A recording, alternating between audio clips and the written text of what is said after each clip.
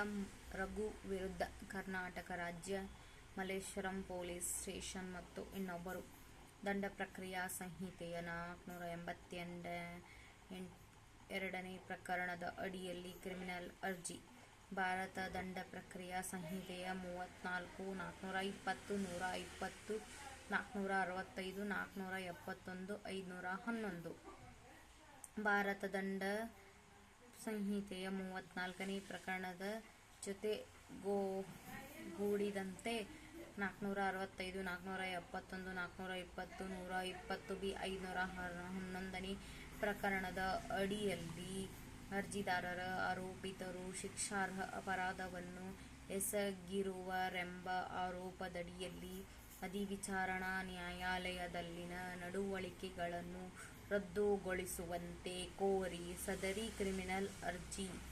ಸಹ ಆರೋಪಿತರನ್ನು ಪ್ರತ್ಯೇಕ ನಡವಳಿಕೆಗಳಲ್ಲಿ ದೋಷಾರೋಪದಿಂದ ಮುಕ್ತರಾಗಿದ್ದಾರೆಂದು ಅಧಿವಿಚಾರಣಾ ನ್ಯಾಯಾಲಯವು ಈಗಾಗಲೇ ತೀರ್ಪನ್ನು ನೀಡಿದ್ದು, ಆ ಪ್ರಯೋಜನವನ್ನು ಅರ್ಜಿದಾರರಿಗೂ ನೀಡಬೇಕಾಗಿರುವುದೆಂದು ಅಭಿಪ್ರಾಯಪಟ್ಟ ಉಚ್ಚ ನ್ಯಾಯಾಲಯವು ಸದರಿ ಅರ್ಜಿಯನ್ನು ಪುರಸ್ಕರಿಸಿದೆ.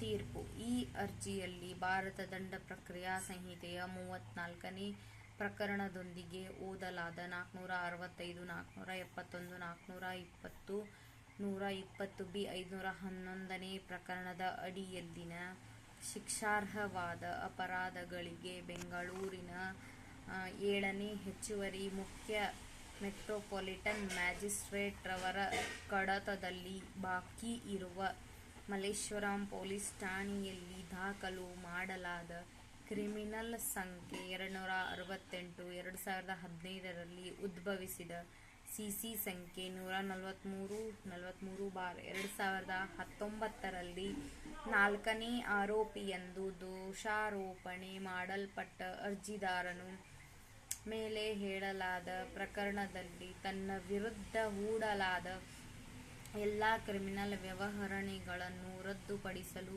ಕೋರಿದ್ದಾನೆ. Second paragraph. ಅರ್ಜಿದಾರನ ಪರ ಮಾನ್ಯ ವಕೀಲರಾದ ಶ್ರೀ ಕೆ. ವಿ. ತಿಮ್ಮಯ್ಯ ಅವರ ಪರವಾಗಿ ಶ್ರೀಮತಿ ಕೀರ್ತನಾ ಮತ್ತು 1ನೇ ಎದುರುದಾರರ ಪರ ಮಾನ್ಯ H. C. J. P. Shrimati Rashmi Jadhav ಅವರು ನ್ಯಾಯಾಲಯದ ಮುಂದೆ ಖುದ್ದಾಗಿ ಹಾಜರಾಗಿದ್ದಾರೆ. ಆದರೆ 2ನೇ ಎದುರುದಾರರಿಗೆ ನೋಟಿಸು ನೀಡಲಾಗಿದ್ದು ಪ್ರತಿನಿಧಿಸಿಲ್ಲ. Third paragraph. ಈ ವಿಷಯವನ್ನು ಅಂಗೀಕಾರಕ್ಕಾಗಿ ಪಟ್ಟಿ ಮಾಡಲಾಗಿದ್ದರೂ ಎರಡೂ ಪಕ್ಷಕಾರರ ಒಪ್ಪಿಗೆಯೊಂದಿಗೆ ಈ ವಿಷಯವನ್ನು ಅಂತಿಮ ವಿಲೇಗಾಗಿ ಕೈಗೊಳ್ಳಲಾಗಿದೆ. Fourth paragraph. ವಾದಗಳನ್ನು ಆಲಿಸಲಾಗಿದೆ ಮತ್ತು ದಾಖಲೆಯಲ್ಲಿ ಇರಿಸಲಾದ ಎಲ್ಲಾ ಸಾಕ್ಷ್ಯಾಧಾರಗಳನ್ನು ಪರಿಶೀಲಿಸಲಾಗಿದೆ. Fifth paragraph.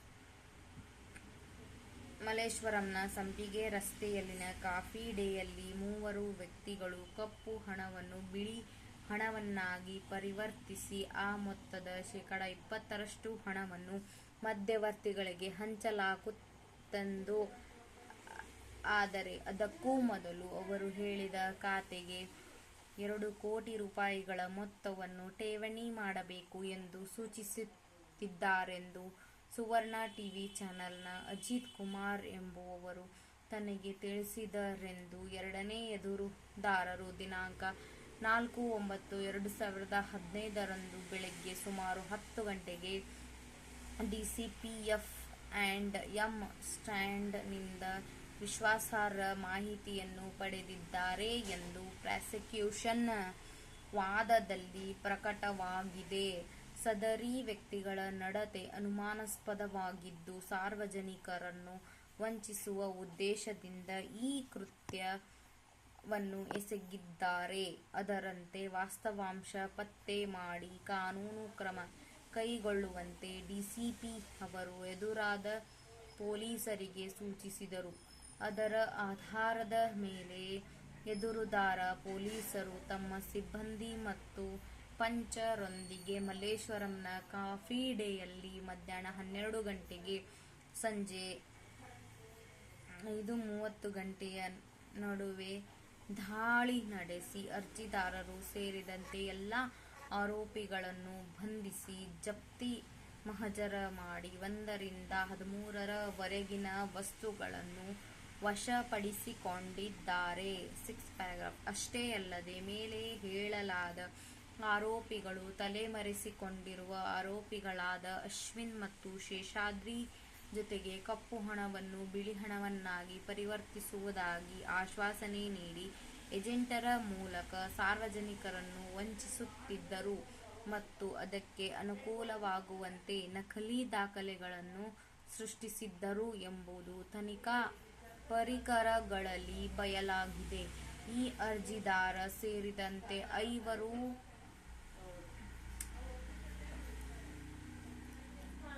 ಆರೋಪಿಗಳನ್ನು ಬಂಧಿಸಲಾಗಿದ್ದು, ಆರೋಪಿಗಳಾದ ಅಶ್ವಿನ್ ಮತ್ತು ಶೇಷಾದ್ರಿ ತಲೆಮರೆಸಿಕೊಂಡಿದ್ದಾರೆ. ಅದರಂತೆ ಭಾರತ ದಂಡ ಸಂಹಿತೆಯ 120ನೇ ಬಿ ಪ್ರಕರಣದೊಂದಿಗೆ ಓದಲಾದ 420, 465, 471ನೇ ಪ್ರಕರಣದ ಅಡಿಯಲ್ಲಿನ ಶಿಕ್ಷಾರ್ಹವಾದ ಅಪರಾಧಗಳಿಗಾಗಿ ಸದರಿ ವ್ಯಕ್ತಿಗಳ ವಿರುದ್ಧ ಎಫ್ಐಆರ್ ದಾಖಲಿಸುವಂತೆ 2ನೇ ಎದುರುದಾರರು 1ನೇ ಎದುರುದಾರರಿಗೆ ಕೋರಿದ್ದಾರೆ. ಆ ಪ್ರಕಾರ 1ನೇ ಎದುರುದಾರನು ಆಪಾದಿತರ ವಿರುದ್ಧ ಕ್ರಿಮಿನಲ್ ಸಂಖ್ಯೆ 268/2015ರಲ್ಲಿ ದೂರು ದಾಖಲಿಸಿದ್ದಾನೆ ಮತ್ತು ಆ ನಂತರ ಭಾರತ ದಂಡ ಸಂಹಿತೆಯ 34ನೇ ಪ್ರಕರಣದೊಂದಿಗೆ ಓದಲಾದ 465, 471, 420, 120 ಬಿ, 511ನೇ ಪ್ರಕರಣಗಳ ಅಡಿಯಲ್ಲಿನ ಶಿಕ್ಷಾರ್ಹವಾದ ಅಪರಾಧಗಳಿಗಾಗಿ ಸಿಸಿ ಸಂಖ್ಯೆ 143/2019ರಲ್ಲಿ 2ನೇ ಮತ್ತು 6ನೇ ಆಪಾದಿತರ ವಿರುದ್ಧ ದೋಷಾರೋಪಣಾ ಪಟ್ಟಿಯನ್ನು ಸಲ್ಲಿಸಲಾಗಿದೆ. 7 ಪ್ಯಾರಾಗ್ರಾಫ್. ಅರ್ಜಿದಾರರ ಪರ ಮಾನ್ಯ ವಕೀಲರು ತಮ್ಮ ವಾದದ ಸಂದರ್ಭದಲ್ಲಿ ದೂರಿನಲ್ಲಿ ಮಾಡಲಾದ ಆರೋಪಗಳನ್ನು ನನ್ನ ಗಮನಕ್ಕೆ ತಂದಿದ್ದಾರೆ ಮತ್ತು 2ನೇ ಎದುರುದಾರರು ದಾಖಲಿಸಿದರೆಂದು ಹೇಳಲಾದ ಎಫ್ಐಆರ್ನಲ್ಲಿಯೂ ಸಹ ಅದೇ ಪ್ರತಿಬಿಂಬಿತವಾಗಿದೆ. ಆಪಾದಿಸಲಾದ ಅಪರಾಧಕ್ಕೆ ಸಂಬಂಧಿಸಿದಂತೆ 4ನೇ ಆರೋಪಿಯೆಂದು ಹಾಜರುಪಡಿಸಲಾದ ಅರ್ಜಿದಾರನು ನಿರಪರಾಧಿಯೇ ಎಂದು ಮತ್ತು ಅವನ ವಿರುದ್ಧ ಬಹಿರಂಗವಾಗಿ ಯಾವುದೇ ಕೃತ್ಯವನ್ನು ಆರೋಪಿಸಿಲ್ಲ ಹಾಗೂ ಆಪಾದಿಸಲಾದ ಅಪರಾಧದಲ್ಲಿ ಅವನು ಇತರ ಸಹ ಆರೋಪಿಗಳೊಂದಿಗೆ ಭಾಗಿಯಾಗಿಲ್ಲ ಎಂದು ಮಾನ್ಯ ವಕೀಲರು ವಾದಿಸಿದರು. ಆದಾಗ್ಯೂ ಈ ಆರೋಪಿಯ ಕ್ರಿಮಿನಲ್ ವಿಚಾರಣೆಯನ್ನು ಪ್ರಾರಂಭಿಸಿದ್ದು ಅದು ತನಿಖೆಯ ಅವಧಿಯಲ್ಲಿ ತನಿಖಾಧಿಕಾರಿಯು ಪಡೆದುಕೊಂಡ ಸಂಗತಿಗಳು ಹಾಗೂ ಸಾಕ್ಷ್ಯಾಧಾರಗಳಿಗೆ ವಿರುದ್ಧವಾಗಿದೆ. 8 ಪ್ಯಾರಾಗ್ರಾಫ್. ಅರ್ಜಿದಾರನ ವಿರುದ್ಧ ದೋಷಾರೋಪಣಾ ಪಟ್ಟಿಯನ್ನು ಸಲ್ಲಿಸಿ ದೂರನ್ನು ಹಾಗೂ ಅದಾದ ನಂತರ ಎಫ್ಐಆರ್ ಅನ್ನು ದಾಖಲಿಸಿರುವುದನ್ನು ಉಲ್ಲೇಖಿಸುವ ಮೂಲಕ ಮಾನ್ಯ ವಕೀಲರು ವಾದವನ್ನು 2ನೇ ಭಾಗವನ್ನು ಮಂಡಿಸಿದ್ದಾರೆ. ಆದರೆ ಅದು ಕೇವಲ ಯಾಂತ್ರಿಕ ಪ್ರಕ್ರಿಯೆಯಾಗಿದೆ ಮತ್ತು ಸರಿಯಾಗಿ ತನಿಖೆ ಮಾಡದೆ ಅರ್ಜಿದಾರನ ವಿರುದ್ಧ ದೋಷಾರೋಪ ಪಟ್ಟಿಯನ್ನು ಸಲ್ಲಿಸುವುದು ಆಪಾದಿತರಿಗೆ ನ್ಯಾಯದ ವಿಫಲತೆಯಲ್ಲದೆ ಬೇರೇನಲ್ಲ. ಈ ವಾದದ ಸಮರ್ಥನೆಗಾಗಿ ಮಾನ್ಯ ವಕೀಲರು ಲಲಿತಾ ಕುಮಾರಿ ವಿರುದ್ಧ ಉತ್ತರ ಪ್ರದೇಶ ಸರ್ಕಾರ ಮತ್ತು ಇತರರ ಮೊಕದ್ದಮೆಯ ತೀರ್ಪನ್ನು ಅವಲಂಬಿಸಿದ್ದಾರೆ.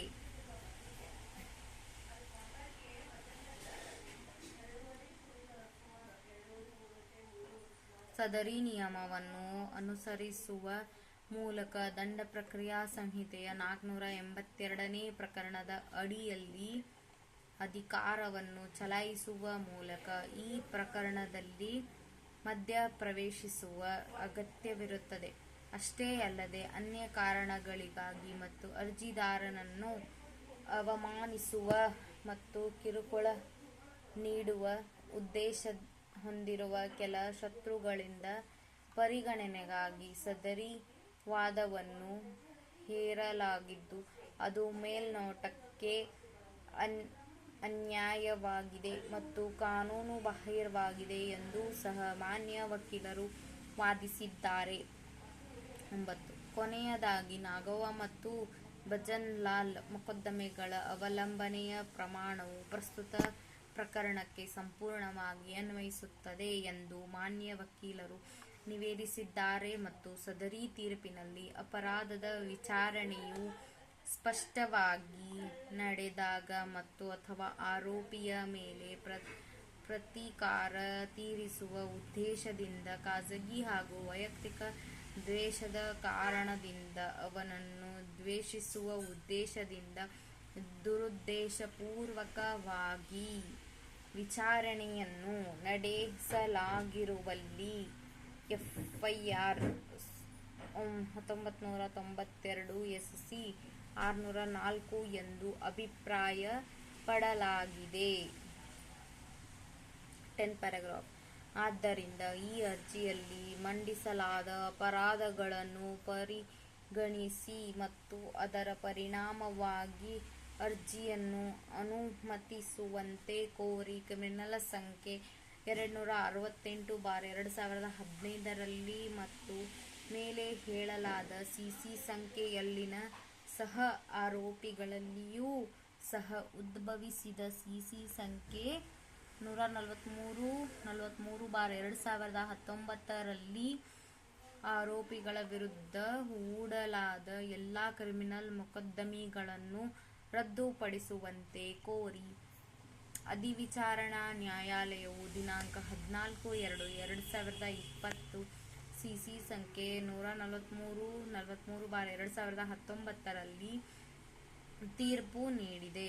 ಅಧಿಕೃತ ಸಾಕ್ಷಿದಾರರಾದ PW1 ಮತ್ತು 2 ರ ಸಾಕ್ಷ್ಯವನ್ನು ಪರಿಗಣಿಸಿದರೂ ಆರೋಪಿಯು ತಪ್ಪನ್ನು ಸಾಬೀತುಪಡಿಸಲು ಪ್ರಾಸಿಕ್ಯೂಷನ್ ಕಡೆಯಿಂದ ಅವರ ಸಾಕ್ಷ್ಯಗಳು ಸಾಕಾಗುವುದಿಲ್ಲ ಮತ್ತು DCP ಹಾಗೂ ಪೊಲೀಸ್ ಕಮಿಷನರ್ ರವರ ಮುಖಾಂತರ CW1 ರಿಂದ 7 ರವರೆಗಿನ ವಿರುದ್ಧ NBW ಗೆ ಸಂಬಂಧಿಸಿದಂತೆ ಸಾಕಷ್ಟು ಅವಕಾಶ ಮತ್ತು ಬಲವಂತದ ಪ್ರಕ್ರಿಯೆಯನ್ನು ನೀಡಿದ್ದರೂ ಸಹ ಪ್ರಾಸಿಕ್ಯೂಷನ್ ಆರೋಪ ಪಟ್ಟಿಯಲ್ಲಿ ಉಲ್ಲೇಖಿಸಲಾಗಿದ್ದ ಇತರ ಸಾಕ್ಷ್ಯಾಧಾರಗಳನ್ನು ರಕ್ಷಿಸಲು ವಿಫಲವಾಯಿತು. ಇವೆಲ್ಲವೂ ಅಧಿವಿಚಾರಣಾ ನ್ಯಾಯಾಲಯವು ನೀಡಿದ ಖುಲಾಸೆಯ ತೀರ್ಪಿನಲ್ಲಿ ಪಟ್ಟ ಅಭಿಪ್ರಾಯಗಳಾಗಿವೆ ಮತ್ತು ಅದರ ಪರಿಣಾಮವಾಗಿ 2, 3 ಮತ್ತು 5ನೇ ಆರೋಪಿಗಳನ್ನು ಮೇಲಿನ ಅಪರಾಧಿಗಳಾಗಿ ಖುಲಾಸೆಗೊಳಿಸಿತು. 4ನೇ ಆರೋಪಿಯಾದ ಈ ಅರ್ಜಿದಾರನು ವಿಭಜಿತ ಆರೋಪ ಪಟ್ಟಿಯಲ್ಲಿನ ಈತನ ವಿರುದ್ಧವಾಗಿ ಆರೋಪಿಸಿದ್ದರೂ ಸಹ ಅಧಿವಿಚಾರಣೆಯನ್ನು ಎದುರಿಸಲು ಧೈರ್ಯವಾಗಿ ಮುಂದೆ ಬಂದಿದ್ದಾನೆ.